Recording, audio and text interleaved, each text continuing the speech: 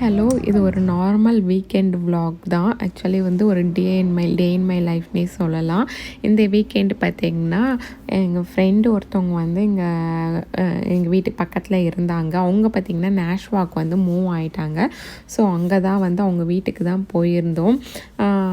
மதியம் போயிட்டு சாப்பிட்டு அப்புறம் பசங்களாம் வந்து விளையாடுறதுக்கு எங்கேயா வெளியில் கூப்பிட்டு போங்கன்னு சொன்னாங்க. ஸோ பக்கத்துலேயே ஒரு ஃபால்ஸ் இருக்கிறதா வந்து பார்த்து சொன்னாங்க.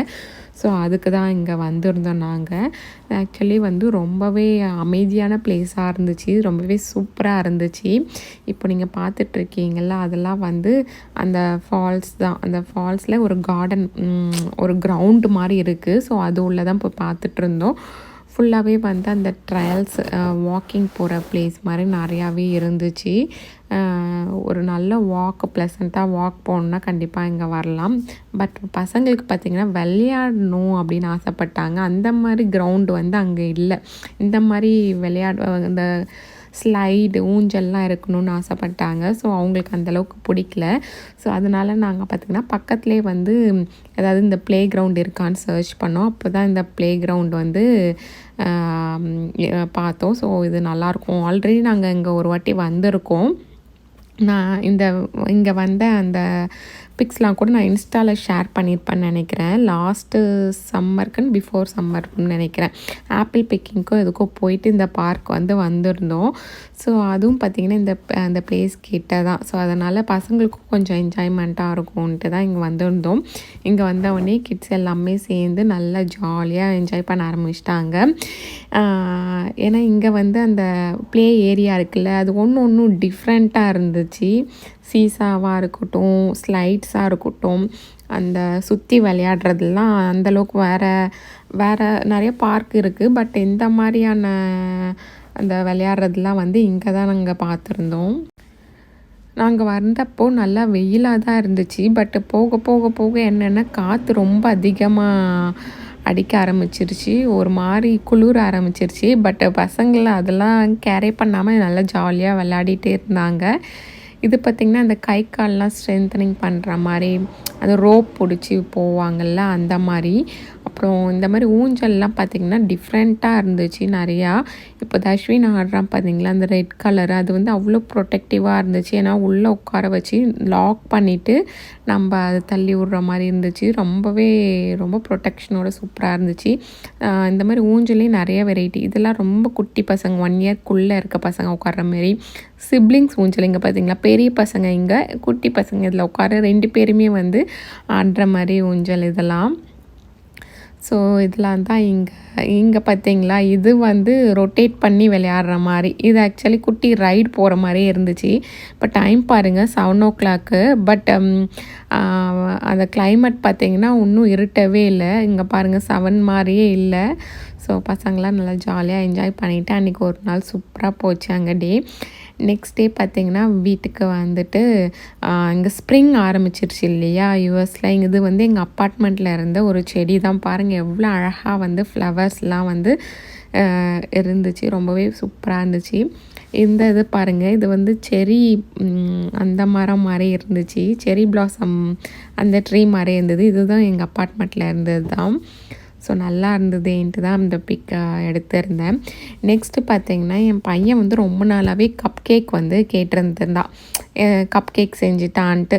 ஸோ நானும் செஞ்சு தரேன்ட்டு ரொம்ப அவனை ஏமாற்றிட்டே இருந்தேன். ஸோ இன்றைக்கி வந்து ஓகே, இன்றைக்கி செஞ்சு கொடுத்துடலாம் அப்படின்ட்டு தான் ரெடி பண்ணிகிட்டு இருந்தேன். இந்த பிளெண்டர் பார்த்திங்கன்னா நான் வந்து ஒரு Black Friday டீல் அப்போது எனக்கு $10 நினைக்கிறேன், $10 or $12 எனக்கு சரியாக தெரியல, டீலில் வாங்கியிருந்தேன். நான் எங்கன்னா மேசிஸில் வாங்கியிருந்தேன். ஆக்சுவலி இது ரொம்ப கேக்லாம் பண்ணுறப்போ ரொம்ப எனக்கு ஹெல்ப்ஃபுல்லாக இருக்குது இந்த பிளெண்டரு.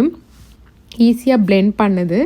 இதில் வந்து இந்தமாதிரி விஸ்க் ஒன்று, இந்த பிளெண்டிங் இது வந்து டோலாம் வந்து பிளெண்ட் பண்ணுவோம் இல்லையா, அந்த இது ஒன்று கொடுத்துருந்தாங்க. 3 இது இருக்குது. நம்ம எது வேணுமோ அதை ஃபிக்ஸ் பண்ணி நம்ம யூஸ் பண்ணிக்கிற மாதிரி தான் இருந்துச்சு. இப்போ கேக்லாம் பார்த்திங்கன்னா இது தான் நான் யூஸ் பண்ணுவேன். ஸோ அதுதான் எடுத்துட்டேன். ஃபஸ்ட்டு வந்து மைதா மாவு வந்து 1.5 கப் அளவுக்கு சேர்த்துக்கிறேன் இன்றைக்கி கேக்குக்கு. மைதா மாவில் தான் பண்ணி ஆகணும். ஏன்னா கேக்கு வேறு கோதுமை மாவுலேயும் பண்ணுறாங்க, பட் அந்தளவுக்கு அது டேஸ்ட் இருக்காதுன்னு நினைக்கிறேன். ஸோ மைதா மாவு தான். அப்புறம் பேக்கிங் பவுடர் வந்து 1 டீஸ்பூன் அளவுக்கு சேர்த்துக்கிறேன். நெக்ஸ்ட்டு பேக்கிங் சோடா ஒரு 1/2 டீஸ்பூன். உப்பு வந்து லைட்டாக கொஞ்சம் ஒரு 2 சிட்டிக்கு அளவுக்கு உப்பு. இதை வந்து நல்லா நம்ம சலிச்சுக்கணும். ஏன்னா மாவில் வந்து கொஞ்சம் கெட்டி கெட்டியாக இருக்கும்ல, கேக் பண்ணக்குள்ளே வந்து அந்த கெட்டி கெட்டியாக இருக்காமல் நல்லா வந்து அப்படியே மண் மாதிரி இருக்கணும். சலிச்ச ஆற்று மண் எப்படி இருக்கும் அந்த மாதிரி இருந்தால் தான் வந்து கேக் வந்து நல்லா வரும்னு சொல்லுவாங்க. ஸோ வந்து நான் இந்த இதிலே வந்து சலிச்சிக்கிறேன். உங்ககிட்ட இந்த சல்லாடை அதெல்லாம் இருந்துச்சுன்னா நீங்கள் அதில் கூட சலிச்சிக்கலாம். நான் இதில் கொஞ்சம் ஈஸியாக இருக்குது, 1.5 கப் தானே, பெரிய அந்தளவுக்கு மாவு இல்லைன்ட்டு நான் இதிலே வந்து நல்லா ஜலிச்சு எடுத்துட்டேன். இப்போது வெட் இன்க்ரீடியன்ட்ஸ்லாம் நம்ம ஆட் பண்ணிக்கலாம். எக்கு பார்த்திங்கன்னா 4 எக்ஸ் எடுத்திருக்கேன். 4 எக்ஸ் இல்லை 2 எக்ஸு தான். இந்த எக்கு பார்த்திங்கன்னா ரூம் டெம்பரேச்சரில் இருக்கணும். ஸோ கேக் செய்ய போகிறோன்னா முன்னாடியே எடுத்து வெளியில் வச்சுருங்க. கேக்கு பட்டரு அதெல்லாம் பார்த்திங்கன்னா ரூம் டெம்பரேச்சரில் இருந்தால் தான் நல்லாயிருக்கும். அதனால தான் இப்போது 2 நல்லா மிக்சிங் பவுல் பெரிய பவுலாக எடுத்து 2 முட்டை பார்த்திங்கன்னா அதில் எடுத்துட்டேன். இப்போ இதை வந்து நல்லா பிளெண்ட் பண்ணி எடுத்துக்கணும். இப்போ நான் பண்ணுறேன் பாருங்கள். அந்த பிளெண்ட் பண்ணக்குள்ளே நல்லா வந்து அந்த ஃபோமி கன்சிஸ்டன்சி இருக்கணும். இப்போ அதுக்கு முன்னாடி இதில் வந்து ஃபிக்ஸ் பண்ணிக்கலாம். அந்த கம்பி இருந்துச்சு இல்லையா, அந்த பிளெண்ட் பண்ணுறதுக்கு அதை ஜஸ்ட்டு இப்படி வச்சு நம்ம ப்ரெஸ் பண்ணாலே போயிடும், உள்ளே போயிட்டு நல்லா ஃபிக்ஸ் ஆகிடும் அது.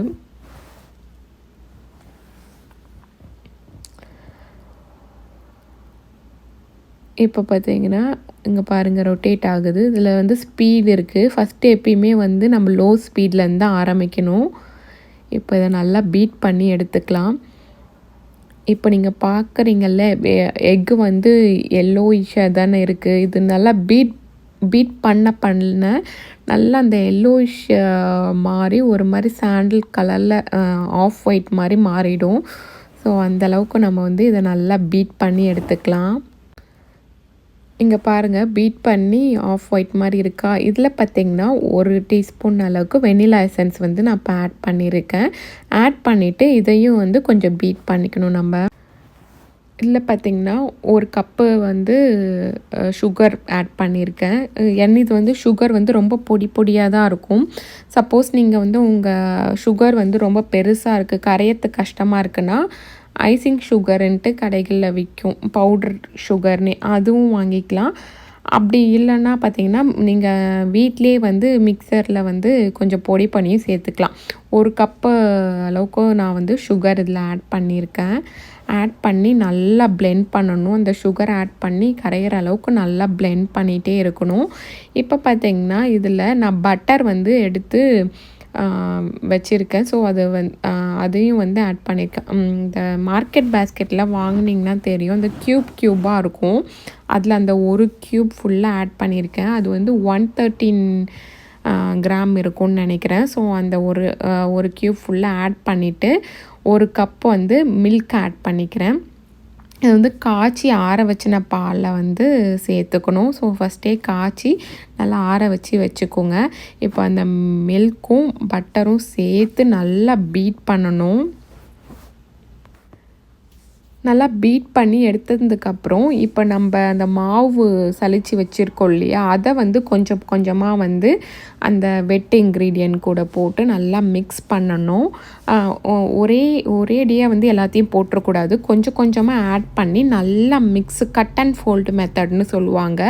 அந்த மாதிரி நல்லாவே வந்து ஒரு பக்கமாக வந்து நல்லா மிக்ஸ் பண்ணி கொடுங்க.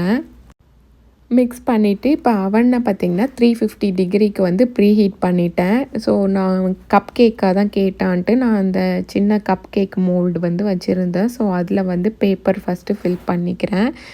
இந்தமாரி பேப்பரும் பார்த்திங்கன்னா எல்லா கடைகளிலுமே கிடைக்கும். ப்ளஸ் ஆன்லைன்லேயும் அவைலபிளாக இருக்குது. ஸோ இதை போட்டுட்டு மேலே ஃபில் பண்ண ஆரம்பிச்சிடலாம். ஃபஸ்ட்டு அந்த பேட்டர் அப்படியே தான் ஊற்றினேன். பட் அந்த அளவுக்கு எனக்கு வந்து இந்த பாருங்கள் ஃபுல்லாக ஆயிடுச்சு. ஸோ அதனால் நான் வந்து ஒரு குழிக்கரண்டி வச்சு அதில் கொஞ்சம் கொஞ்சமாக வந்து ஊற்ற ஆரம்பிச்சிட்டேன். ஸோ அது கொஞ்சம் நீட்டாக வந்து கீழெல்லாம் ஸ்பில் ஆகாமல் ஊற்றலாம். சப்போஸ் அது மட்டும் இல்லை, இன்னொரு ஐடியா என்ன, பைப்பிங் பேக் இருக்கும்ல, அதை வச்சு கூட ஈஸியாக வந்து ஊற்றிக்கலாம். ஸோ அது இருந்தால் அதில் ஃபில் பண்ணி கூட ஈஸியாக நீங்கள் ஊற்றிக்கோங்க. எனக்கு வந்து இதுவே கம்ஃபர்டபுளாக இருந்துச்சு. ஸோ அந்த குழிக்கரண்டியை வச்சு எல்லாத்தையும் ஃபில் பண்ணிட்டேன். கப் கேக் மோல்டு வந்து என்கிட்ட சின்ன மோல்டாக இருந்துச்சு. ஸோ கொஞ்சம் பேட்டர் எக்ஸ்ட்ராவே இருந்துச்சு. ஸோ அதை வந்து ஒரு கப்பு ஒரு கேக் டின்னு ஒன்று இருந்துச்சு. ஸோ அதில் வந்து கீழே வந்து இந்த பேப்பர் போட்டு நான் கொஞ்சம் ஊற்றி வச்சுருக்கேன். இது அந்தளவுக்கு பெருசாலாம் இருக்காது, சும்மா ஃப்ளாட்டாக தான் இருந்துச்சு. ஸோ எக்ஸ்ட்ரா மாவு இருக்கே வீணாக்கக்கூடாதுன்னு தான் வந்து நான் அதில் போட்டு வச்சேன். இப்போது 350 டிகிரி வந்து அவன் வந்து ப்ரீ ஹீட் பண்ணியாச்சு. ஸோ இப்போ வந்து இதில் உள்ளே வச்சிடலாம். அவன் உள்ள நான் பார்த்தீங்கன்னா 25 மினிட்ஸ் தான் வச்சேன். ஸோ 25 மினிட்ஸ் கழித்து நான் இப்போது ரெடி ஆயிடுச்சான்ட்டு பார்க்கலாம்.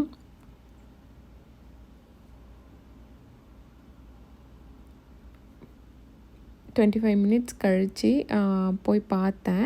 ஆக்சுவலி சில டைம் வந்து ஃபுல்லாக எடுத்துடாதீங்க, ஆஃப் பண்ணி எடுத்து வெந்திருக்கா இல்லையான்ட்டு அந்த டூத் பிக் இருக்குல்ல, அதை வந்து இந்த மாதிரி குத்தி பாருங்கள். உள்ளே வந்து எதுவும் கையில் ஒட்டலைன்னா நல்லா வெந்துருச்சுன்னு அர்த்தம். இங்கே பாருங்கள், நல்லா பொங்கி சூப்பராகவே வந்துருந்துச்சு. நான் அப்படியே கொடுத்துருந்தா கூட அவன் சாப்பிட்ருப்பான். நாங்கள் இதை வந்து மார்க்கெட் பேஸ்கெட்டில் வாங்கிட்டு வந்தோம். அதை ஒழுங்காக போட ட்ரை பண்ணேன். அது ஒரு மாதிரி சொதப்பிக்கிச்சு. நெக்ஸ்ட் வாட்டி போட்டோம், அது நல்லா தான் வந்துச்சு. ஃபஸ்ட்டு கேக்கு போட ட்ரை பண்ணோம், அது ஒரு மாதிரி வித்தியாசமாக வந்துருச்சு. ஸோ ரொம்ப நல்லா வந்து கேட்டுட்டு இருந்தான். அவனும் போட போகிறேன் அப்படின்னு சொன்னான். இது பார்த்திங்கன்னா நாங்கள் அந்த சின்ன கப் அண்ட் ட்ரேயில் வச்சுருந்தோம் இல்லையா, ஸோ அதை அவன் வச்சு ட்ரை பண்ணிகிட்டு இருந்தான். இந்த ரெசிப்பியை கண்டிப்பாக நீங்களும் ட்ரை பண்ணி பாருங்கள். இந்த வீடியோ பிடிச்சிருந்தா குட்டியாக ஒரு தம்ஸ் அப் கொடுத்துருங்க. நம்ம சேனலுக்கு இன்னும் சப்ஸ்கிரைப் பண்ணல, சப்ஸ்கிரைப் பண்ணிவிடுங்க. தேங்க்ஸ் ஃபார் வாட்சிங்.